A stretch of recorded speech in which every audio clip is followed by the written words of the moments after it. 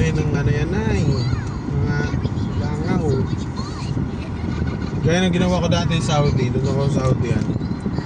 Mga ilang buwan pa lang ako doon eh. Ang mura kasi ng isda. Bumili kami na napakaraming. Sabi ko dito, tuyuin ko to. Eh alam ko naman ng tuyo, ganun lang naman eh. Asin lang naman yan eh. Tapos lagyan kung gusto mo ng paminta para ano. Yan. Hati-hati ko mga isda. Kasi sobrang mura talaga. Kasi palos pamigay na yung presyo. Sus. Hindi ko alam na may langaw pala. Kung paano nila ina-avoid yung mga langaw sa ano, mga tuyo na magawa talaga ba. Sa labas, diba?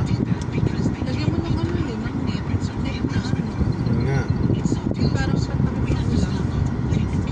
Sus, kahit ang init sa Saudihan ha, dun sa rooftop talaga, dun sa pinakatuktok ng accommodation namin, pang 4th floor, wala ka tayo makikita dun, hindi, yun lang, bubong lang at saka ano. Saan to? Dito tayo diba? Straight tayo han? Straight. Straight lang po. Hindi naman tayo lumiko nung punta tayo dito eh.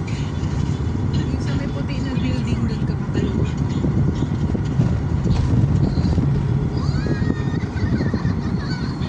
Ito yung akala mo one way eh. Akala ko one way. Ayun nga, akala ko one way. Eh, bakante din sa ano. Kung one way to, dapat sakop nila yung kabila, di ba? Yung may space. Yalan talaga. Hindi na pagkasya yung dalawang kotse dito.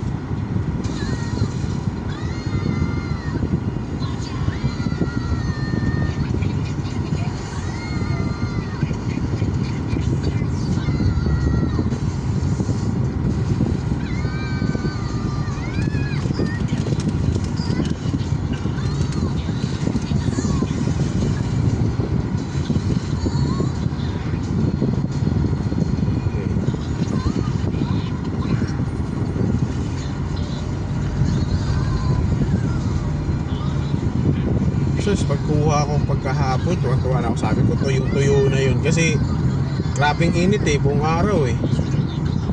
Naku, pagpunta ko, grabe langaw, pinutakte ng langaw. Wala pa naman ako kitang uhod, pero yung ano pa lang, nakita ko pa lang na pinutakte siya ng langaw. Hapon ko na kasi siya nakuha, malamig na, hindi na ganun kainit. Doon siguro dumami yung langaw. Yung kahit mainit yun lang. Sabagay, kahit mainit nga eh. Inulit ko ulit, yun nga, kahit mainit. Baka ano lang dahil hapon nabutan. Kukunin ko siya ng ano, tanghaling tapat. Ganon. Ganon din ang nangyari. Wala yan sa kanila yung init. Hindi talaga nakain yung mga isdang yun. Ay, hinayang ako doon.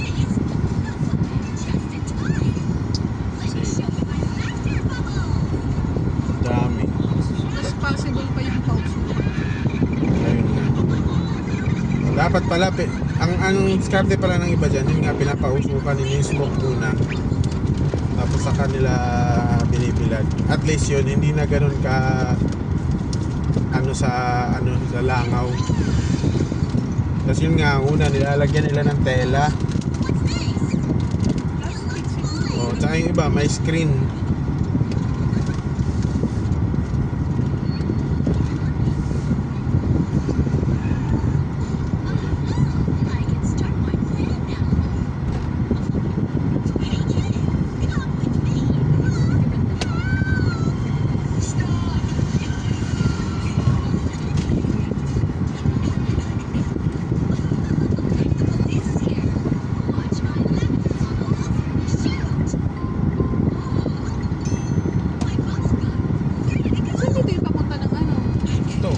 Sige.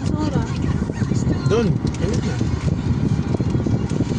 Ano, mag-Mindanao up ka muna. Pwede na. Oh, lulusot ka sa... Ibang lusot yun. Pwede din naman mag-shortcut ka kasi may mga lusutan, labasan dun eh, kanina eh.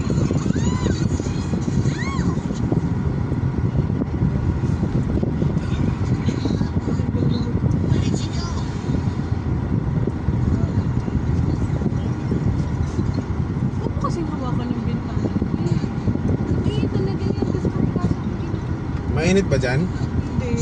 Yung bintana kasi tinatouch niya, kasi sabihin niya mainit. Okay lang, eh. Gusto niya ng mainit, eh. Gusto mo rin yung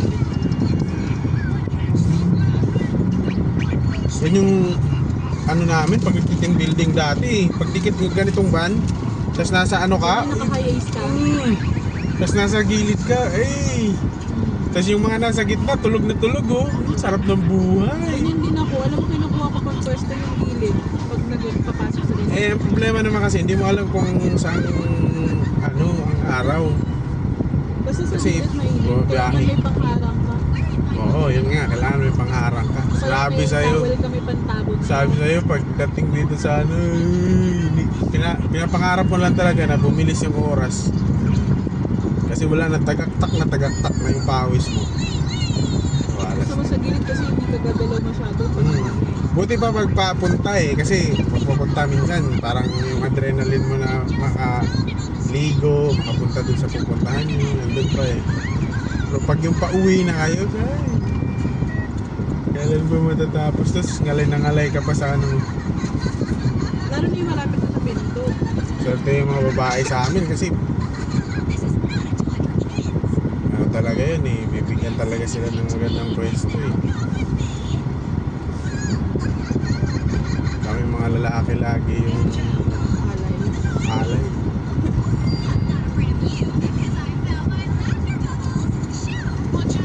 Sino lang ba yung lalaki?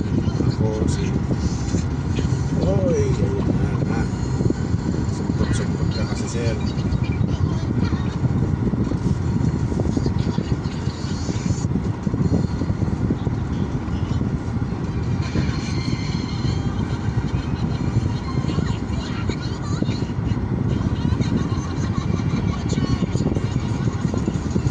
Kasi kayo magdidikit-dikit. Ito problema din sa mga motor, no? Ilang lang magdidikit-dikit. Pero yung layo ng kote. So pag ganyan, di talaga ako dumidikit pag yung bumotor ako dati. Dapat, kung magkakainin Or yung kahit yung e-bike. Oo, layo-layo ka kung kaya mong lumayo dun sa ano ka. kainin mo na lang yun sa Ang parang isipin mo na lang kotse ka. Ang ano kasi, yung gusto nila, yung makauna sila dun sa ano ba, likuan. Kano lang yung isang ganun, konting-konti lang yung kakabig mo. Tapos ang dito pa. Yeah, ang hirap kasi niyan pag nagkasanggihan kayo, tumba kayo parehas. Tapos, yan na. Mahirap kaya makasanggi kasi hindi mo alam magkano presyo nung... Ngayon, Mercedes pa rin. Oo, magkano. Yung sa'yo, putyo-putyo lang, tapos makasanggi ka ng ano. Kahit bigay mo pa yung buhay. May iba kasi na iniingatan talaga nila yung ano nila. Talaga sa tingin. Mercedes Basin, lakas ng Xiaomi dun.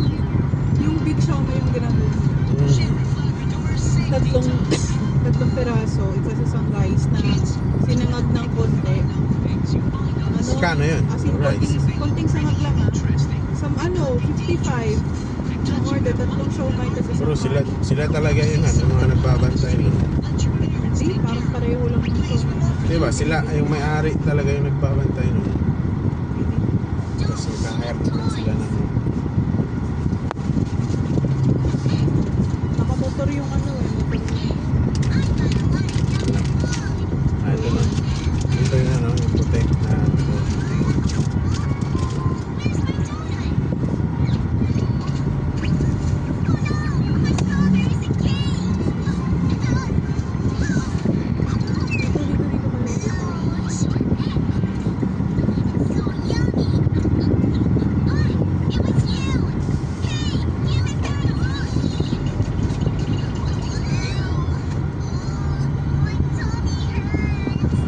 Mataas pa sa pera.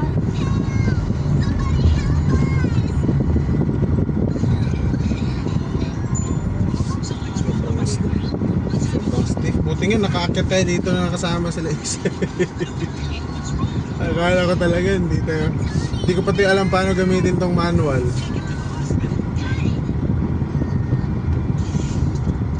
ready na akong gamitin yun eh. Bigat ng isa eh.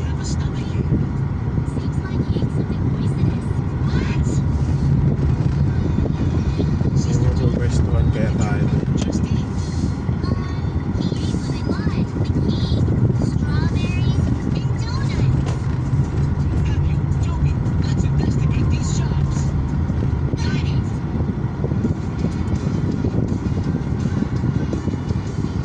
Ang liit ng plaka na to.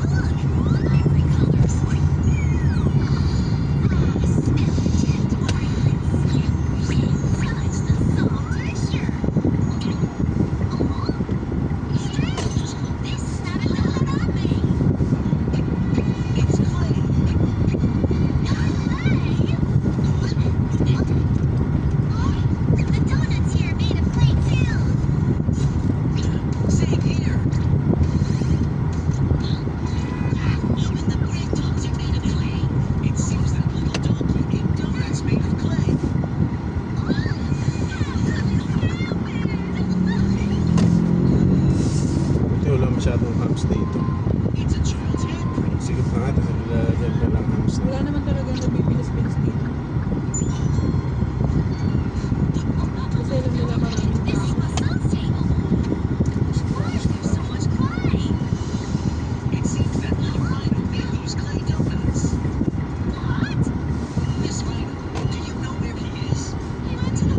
Yan o kaya doon kay mama.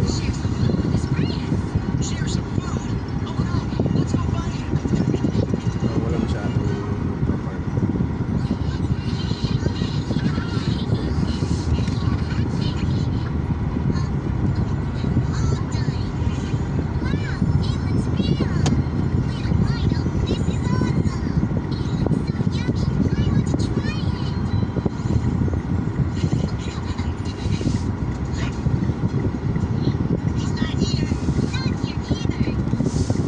Baba na lang muna kayo, no?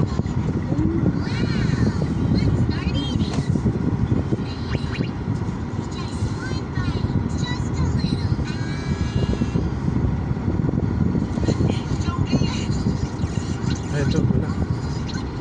Saan sila, mama? Wala na sila.